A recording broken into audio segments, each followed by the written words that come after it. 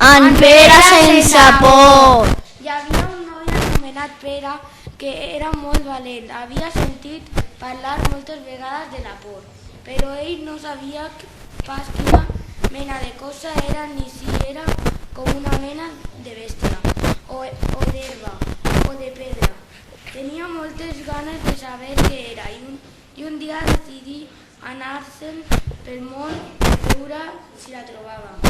Caminant, se li feu de nit.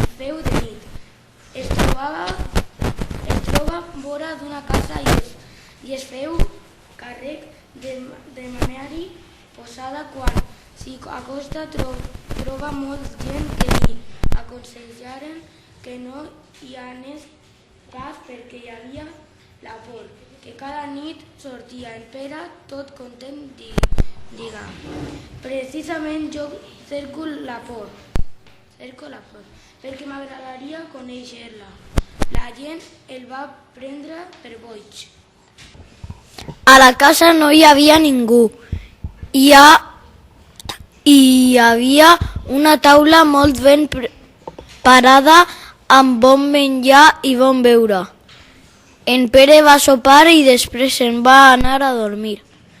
Així que va haver apagat el llum. Comença a sentir un catacrec, com d'ossos de mort, i ben aviat van començar a caure del sostre ossos i més ossos. En Pere es va llevar, els va agafar i s'hi posa a jugar a bitlles.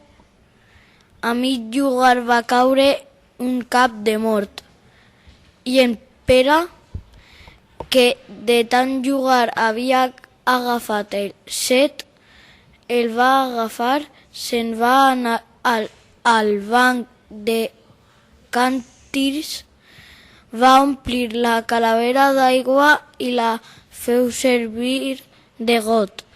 De seguida es va sentir un gran soroll de cadenes, uns gemecs i crits esfereïdors, i en Pere va cridar: qui vulgui res, que vingui!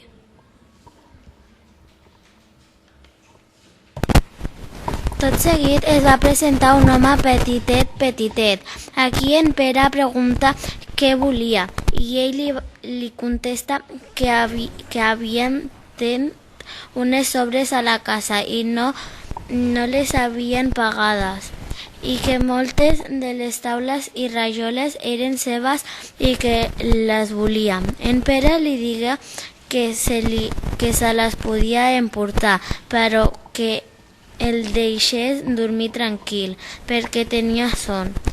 Es presentaren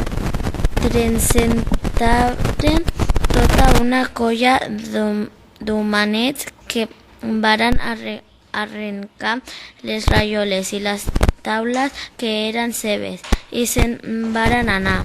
L'endemà tothom preguntava que en Pere com havia passat la nit i aquest els explica què li havia passat.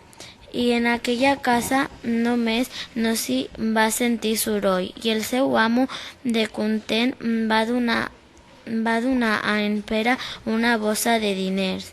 En Pere es torna a posar en camí i a tothom es va trobar preguntava: no em sabríeu pas dir si per aquí prop hi ha la por, perquè la voldria conèixer? I la gent el prenia per venit.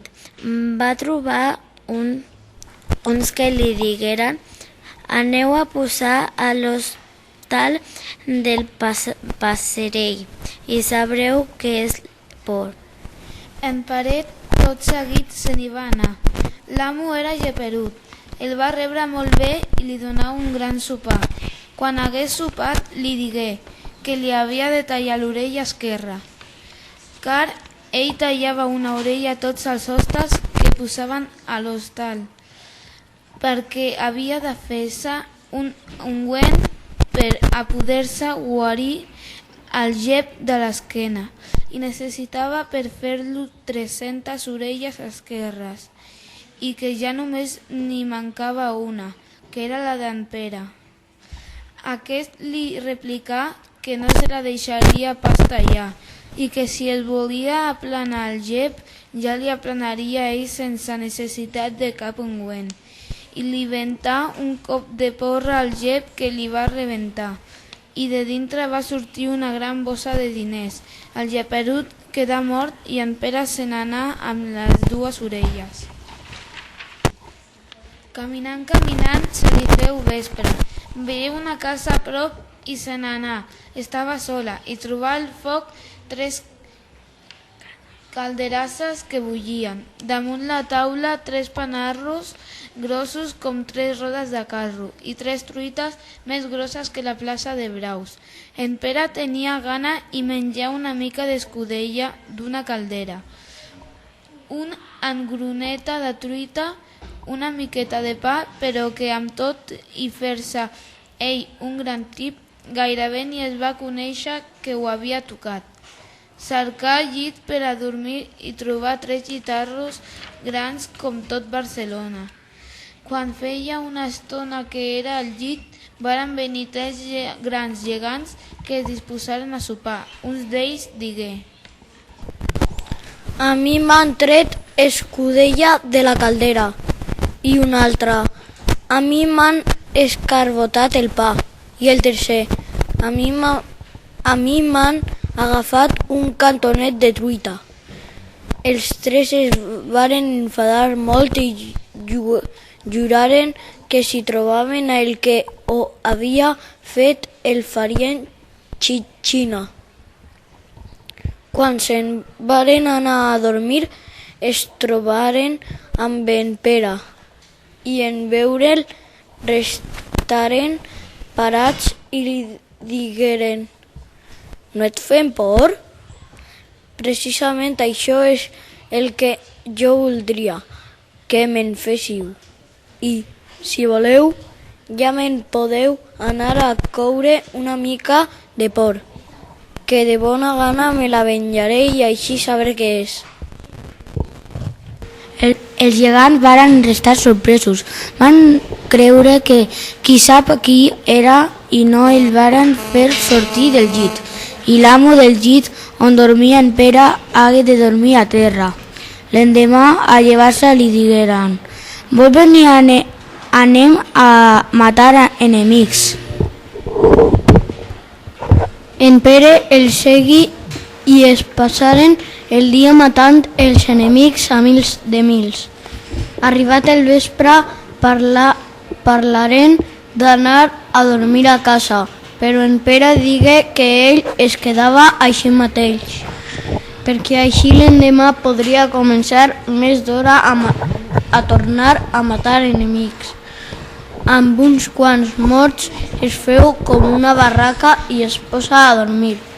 A mitjans veia com una llumeta cerca que era i es troba amb una bellota que amb uns utets bregava el front dels enemics morts i els feien ressuscitar.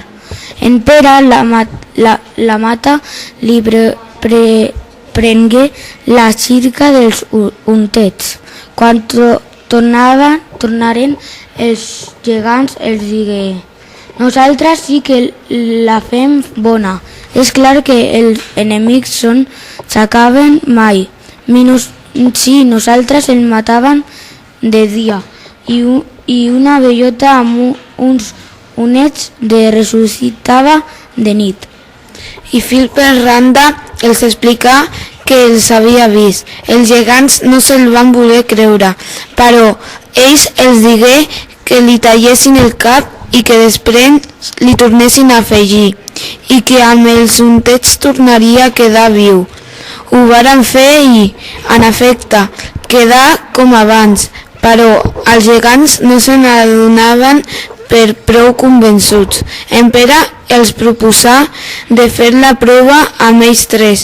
Si varen a venir, els tallà el cap, però en tornar-los a afegir els els canvià l'un a l'altre i el posà al davant al darrere. Quan en tornar vius es varen veure d'aquella manera, els agafà una por tan gran que els tres varen morir.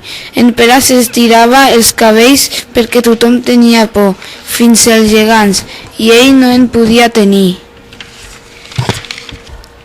Aquells gegants eren una mala gent i el rei hauria donat qui sap què per treure-se'ls del davant. En saber que en Pere els havia mort, tingué gran alegria i com que eren tan valent, el volgué per gendre li oferí la mà de la seva filla, la princesa, que va saber que el gran desig d'en Pere era saber que era por. Es posà per fer-la-hi conèixer. Una nit, mentre dormia, el descotxà posà al seu costat una graella d'aigua i donar un cop i esquitxar el ventre d'en Pere, a qui agafà un gran por i gran espantament i digué: Ara sí em moro, no em sabrà greu perquè ja he sabut quina mena de cosa era això de la por. Vet aquí un gat, Vet aquí un gos. Aquest conte ja s'ha fos. Adeu!